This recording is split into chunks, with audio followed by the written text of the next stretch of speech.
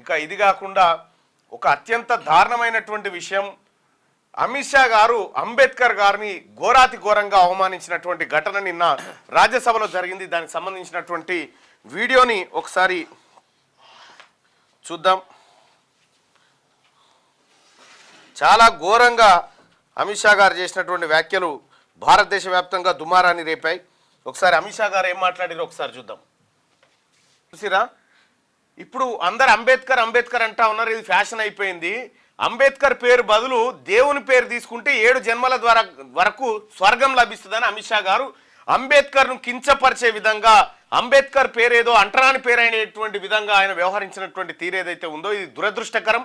ఒక కేంద్ర మంత్రి ఈ విధంగా భారత రాజ్యాంగ నిర్మాత పైన చేసినటువంటి వ్యాఖ్యలు దురదృష్టకరం. ఆయన మంత్రిగా ఉండడానికి ఎలాంటి హక్కు లేదు అని చెప్పి విపక్షాలన్నీ నిన్న ధర్నాకు దిగినాయి.